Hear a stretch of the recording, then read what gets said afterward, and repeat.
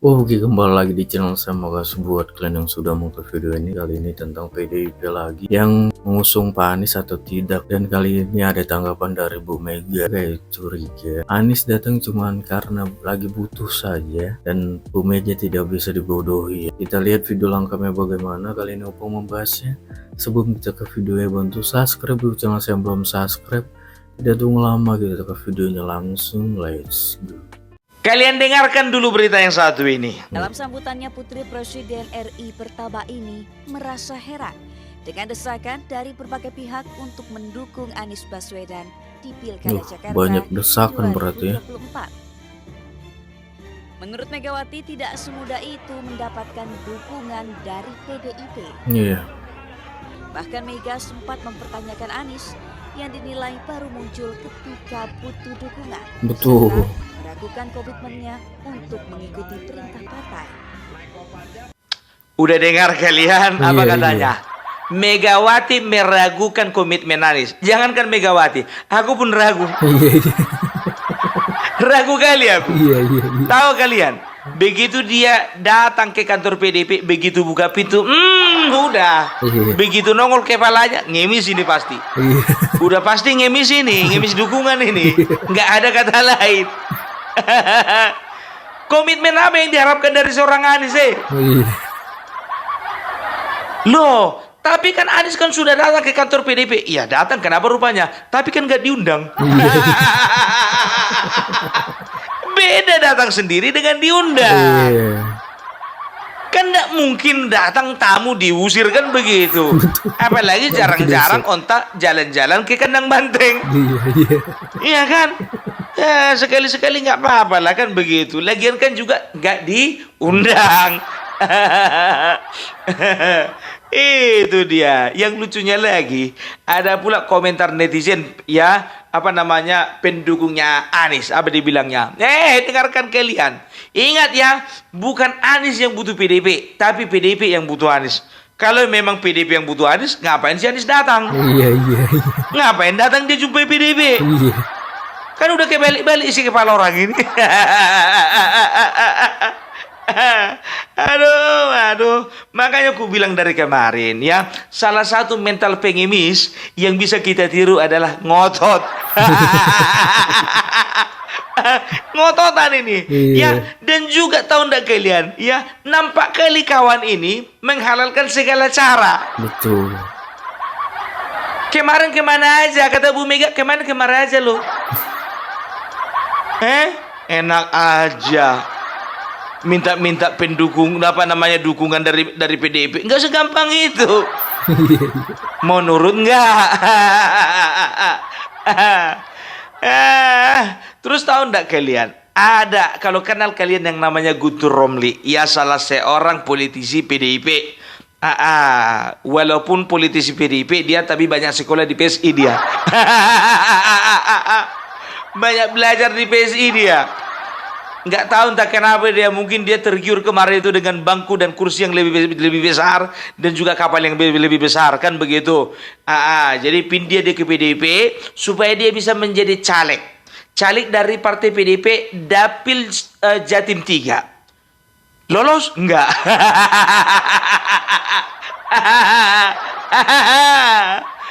Dia komentar apa bilang? Apa katanya dalam sebuah kesempatan? Bahwasanya kalau misalnya Anies jadi kader, dia itu sudah mualaf secara politik. Lembaran baru. Istilahnya kan menjadi mualaf. Dikalibrasi. Ya? Kalau sudah mualaf kan, kalau sudah mualaf maka yang sebelumnya kan sudah selesai. Ya kan? Makanya kita sebut harus menjadi kader. Ya. Itu pentingnya. Karena ketika dia sudah menjadi kader, berarti kan ideologinya berubah. Ya kan, dalam arti itu kan. Kemudian kita tahu sekarang, saya sudah tulis di medsos saya, Mas Anies sekarang menarik. Menarik kenapa?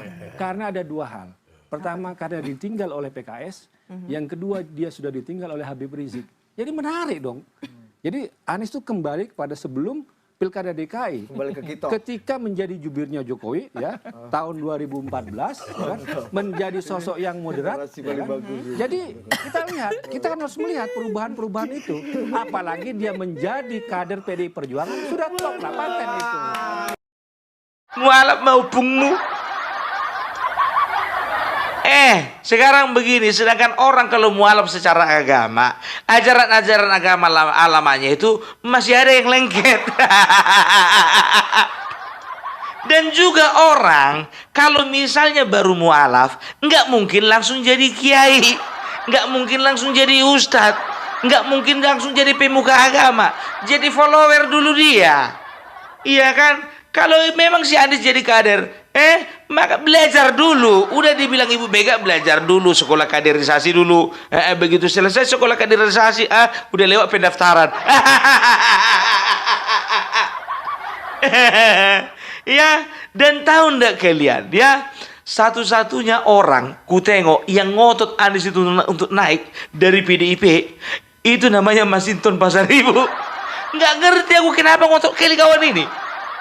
Jadi nanti biar tanggal 27 ya, jika PDI Perjuangan mencalonkan Pak Anies Baswedan, kita kawal beramai-ramai ke KPU. Jadi ada beberapa hal yang kutangkap. Yang pertama, ya kan, dia itu kan nggak lolos ke Senayan. Nggak lolos dia ke Senayan, ya kan? Nggak lolos di Senayan. Jadi kemungkinan besar, mana tahu, lolos dari si Anies ini dapat jabatan dia. Ya, jabatan ya mungkin di Dinas Perlindungan Anak dan juga Pemberdayaan Wanita. Yang penting jangan dipukuli aja lah perempuan. Kayak ada kemarin itu anggota dewan, iya, kekerasan dia terhadap pembantu rumah tangga. Siapa ya? Kayaknya kenal dah gua. Tapi dia cocok di situ dia. Dia orangnya lembut, berwibawa, penyayang. Cocok dia situ. Dinas Perlindungan Anak dan Pemberdayaan Wanita. Cocok. Gitu. Mungkin itu yang dikejarnya, ya. Baru yang kedua, ya kan? Kemungkinan yang kedua, kalau misalnya contohnya si Anies naik, ya kan? Paling enggak bisalah orang itu sama-sama buka partai politik. Dia jadi sekjen. Enggak. Kemungkinan kedua ini agak ngaco memang, agak ngaur memang, ya kan? Dengar kabar katanya ini wartawan kemarin itu yang nanya gitu kan, Bang Masinton betulnya itu akan terjadi animasi. Aku pun bingung apa animasi. Ketawa dia nyengir-nyengir dia kan. Animasi Bang, Anies Masinton. Kalau menurutku itu adalah hal yang mustahil. Aduh. Sekarang begini, ini agak serius dulu. Udah 5 menit kita bercanda-bercanda. Ya. Itu putusan MK itu kemarin kan di demo. Ya. Yang mendemo itu adalah masyarakat dari berbagai kalangan katanya. Dan juga mahasiswa dari berbagai universitas katanya. Ya kan? Kan begitu. Nah, kan kita bisa lihat bagaimana anggota dewan yang ada di PDIP, ada beberapa itu mereka gerilya dari satu tempat ke tempat lain. Ya, dan juga mereka menyuarakan, apalagi Masinton itu sempat teriak-teriak itu. Teman-teman, kita akan perjuangkan teman-teman. Teman-teman, kita perjuangkan teman-teman.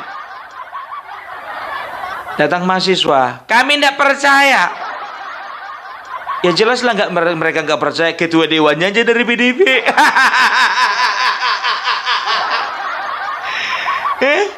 Coba, yang di demo itu adalah DPR. Yang mendemo itu membackup juga DPR. Nah, ketuanya juga DPR. Gimana jadinya? Tapi yang dihasut Jokowi. Ya, itu kan namanya demo omong kosong itu. Mana yang demo kemarin itu ada yang bakar bendera. Ini yang aku nggak terima. Aku nggak tahu ya, video ini benar atau tidak. Saksikan dulu kalian. Udah kalian saksikan kan? Coba perhatikan kalian dulu. Membakar bendera merah putih. Ini udah nggak punya otak. Kalau kau bikin tulisan-tulisan alat kelamin di situ, oke lah. Kalau bikin kau tulisan-tulisan yang memang betul-betul mengekspresikan kekesalanmu, kemarahanmu, oke lah. Tapi ini bendera merah putih. Tolong dulu Bapak polisi, kalau memang, ini ku disclaimer dulu ya, kalau memang video ini benar, kejadian di depan kantor DPR ya, di depan gedung DPR, cari sampai dapat. Ini videonya, kalau mau mentahannya nanti kita cari sama-sama, ini videonya. Iya kan? Jadi udah tahu ya, siapa yang berani membakar bendera merah putih selain PKI, selain HTI, dan juga selain organisasi-organisasi terlarang yang ada di Indonesia ini. Kurang ajar. Bendera merah putih berani mereka bakar. Ya, apa isi kepala mereka itu? Kalau memang mahasiswa itu yang bakar itu, cari mahasiswanya mahasiswa mana? Usut siapa rektornya? Apakah sudah memang ada radikalisme, memang sudah menyusup ke universitas itu? Gitu loh. Ya, ini ada pula yang menyamakan demo kemarin itu dengan demo 98. Beda kualitas, bro. Dari kualitas pendemo pun juga kelihatan, iya kan? Ini mukul kayu pun kayak mukul korek kubing, kayak megang korek kubing. Terus dari segi jumlah nggak seberapa. Selain itu, dari apa yang dituntut? Tahun 98 itu, mereka menuntut supaya kediktatoran dari Presiden Soeharto itu diakhiri. Dan apa hasilnya? Hasilnya, Presiden Soeharto lengser. Oleh karena apa? Oleh karena kekuatan dari mahasiswa dan juga rakyat. Nah, ini kan kemarin itu kan cuma mahasiswa sama anak-anak abah. Jangan disamakan anak abah dengan rakyat. Anak abah bagian dari rakyat, tapi nggak semua rakyat mau disebut dengan anak abah. Enak aja mau menyamakan tahun 98, beda kualitas. Iya kan? Dan beda. Apa bobot dari demo itu ada gitu loh. Sekarang ku challenge lah dulu kalian. Itu kan ada RUU rancangan undang-undang perampasan aset terhadap pelaku korupsi atau koruptor ya, yang sudah dibuat oleh Presiden Republik Indonesia Joko Widodo ya, dan sampai sekarang belum ada pengesahan. Coba ku challenge dulu kalian, coba demo kalian untuk itu dulu. Berani nggak? Mau nggak kalian turun kalau nggak ada yang bayar? Mau nggak kalian turun kalau nggak ada nasi bungkus karet 1, karet 2? Mau nggak? Ya, itu udah jelas-jelas ya, adalah rancangan undang-undang yang memikirkan bagaimana supaya ke depannya tidak ada lagi pejabat yang korup, ya kan? Karena apa? Sampai sekarang coba tanda tanya dulu, ya kan? Kalian pertanyakan dulu dari dalam diri kalian itu, kenapa ya DPR tidak mau mengesahkan? Oh, berarti ada banyak koruptor di dalamnya itu. Ayolah, kalau memang seperti itu, kita patut curigai ini, ya. Kenapa mereka tidak mau mengesahkan? Berarti mereka ingin membuka ruang untuk terjadinya korupsi. Ayo turun ke jalan, gitu. Ini ndak cuman gara-gara membela anak abah kalian, membela siapa kalian sampai segitunya. Ndak ada bobotnya demo kalian itu. Iya kan, ada pula yang bilang itu, komentar di kontenku itu, kau lah turun ke demo, coba sekali-sekali hadapi dulu demonstran itu. Ngapain aku di situ? Kurang kerjaan. Bagus aku di rumah minum kopi. Itu dia. Nah, sekarang begini, ya. Kalau bicara tentang ya parliamentary threshold atau presidential threshold, kemarin itu yang mengesahkan kan DPR, ya, yang mengesahkan DPR, dan juga bisa dikatakan parliamentary threshold, ambang batas kursi itu sekitar 20%. Itu kemarin itu yang mengajukan dan mengesahkan DPR. Dan juga terbanyak suara itu adalah dari kursi atau dari partai nomor 1. Siapa itu? PDIP. Ya, dan mereka lah menentukan bahwasanya ambang batas yang bisa menjadi presiden atau kepala daerah itu sebanyak 20%. Karena apa? Mereka berpikir untuk kedepannya, partai-partai kecil akan sulit bisa mengajukan calonnya. Karena apa? Karena rata-rata yang di atas 20% itu adalah partai besar seperti partai mereka. Dan mereka sedang mengatur atau menyeting bagaimana semakin sedikit saingan. Sehingga kemungkinan besar mereka itu untuk menang itu sangat tebal. Nah, ketika semua partai mengarahkan dukungannya kepada satu calon, dan juga itu mengakibatkan kalian tidak mempunyai calon koalisi yang secara otomatis kalian itu tidak bisa mengikuti kompetisi. Kenapa kalian protes? Kenapa sakit hati? Karena undang-undang itu kan kalian yang bikin. Siapa yang bikin coba? Yang bikin kalian kan? Itu. Jadi jangan kalian itu ketika undang-undang itu mengenakkan perut kalian, diam kalian. Tapi ketika undang-undang itu tidak memberikan faedah sama kalian, ribut kalian, uring-uringan kalian. Ingat, partaimu untuk sekarang suara terbanyak. Tapi tidak ada apa-apanya dibandingkan Kim. Jadi ketika Kim bersuara untuk merevisi undang-undang pilkada, kenapa kau suruh demo? Kenapa keberatan? Kenapa kalian suruh mahasiswa turun ke jalan? Opung Parbela, jangan kau bilang nggak pernah ada kami suruh. Taruhlah secara eksplisit dan suruh, iya kan? Tapi secara di balik layar udah tahunya kita. Gitu loh. Jadi ku bilang sama kalian sekarang begini. Oke. Sekarang ini sebetulnya kalau secara logikanya kalau pemerintah bekerja sama dengan DPR yang ada sekarang itu kan Kim bisa dikatakan suara mereka mayoritas. Kalau misalnya bertahan DPR dan juga pemerintah merevisi undang-undang pilkada, kira-kira bisa atau enggak? Bisa kan? Bisa. Tapi semua itu diurungkan niatnya bukan untuk menjaga manusia-manusia di luar yang lagi demo. Enggak. Mari kita jaga kondusivitas para pendemo daripada kita mengorbankan jiwa, mengorbankan masa depan mereka. Ya udahlah, kita tolak aja lah. Kita gagalkan saja revisi undang-undang ini. Maaf aku udah bilang sama kalian, semuanya permainan. Kalian kira segampang itu partai-partai itu anggota dewan semua itu balik itu menggagalkan revisi undang-undang itu? Kalian kira segampang itu?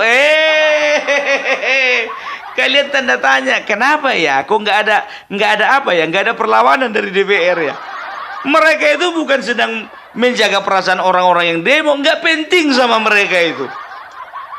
Karena apa? Karena permainan sedang dilanjutkan.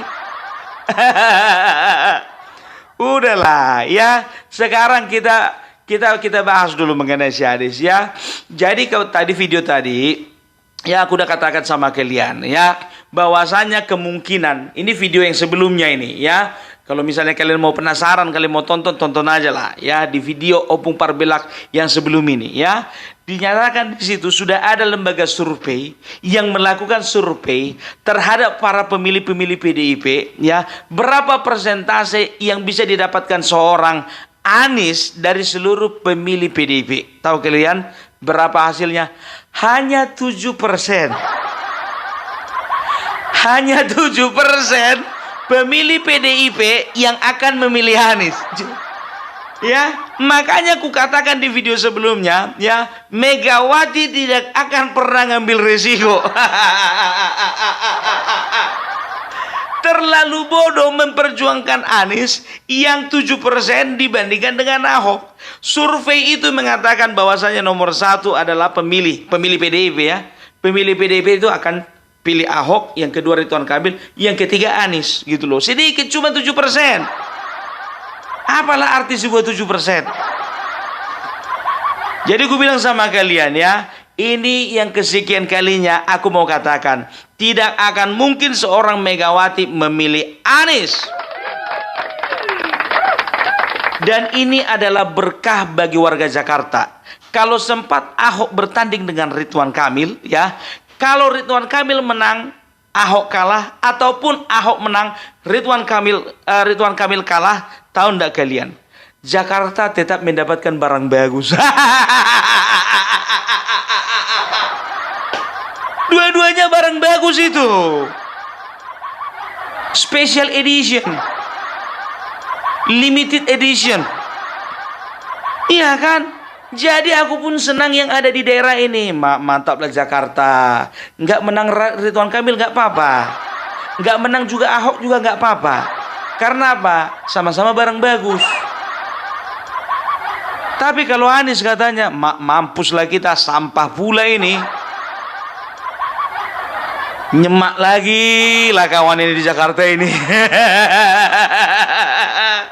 Percaya kalian ya, menjadi pertimbangan salah satunya anak Abah udah banyak yang durhaka. Udah banyak yang atrek mundur nggak mau pilih Anies lagi. Udah itu fakta di lapangan. Nggak usah banyak cerita. Kenapa aku tahu? Korlapnya rata-rata di PKS. PKS sudah masuk Kim, otomatis persentase mereka pun juga yang dari PKS itu juga semakin sedikit. Nggak ada lagi itu. Makanya aku bilang Ridwan Kamil akan berat ya melawan Ahok daripada Anies Baswedan. Oke? Jadi itulah dulu dari Opung Parbelak. Salam Parbelak, salam NKRI harga mati. Oh gitu ya pembahasan Opung terkait Pak Anies ya, yang Bu Mega ragu ya untuk mengusungnya, ragu akan komitmennya, datang saat butuh saja, selama ini tidak pernah ke kantor PDIP, ya kan, selama ini kemana saja, ya kita lihatlah gimana perkembangannya nanti ya kan. Oke, itu sekian video dari saya dan sampai bertemu di video saya selanjutnya. Buah.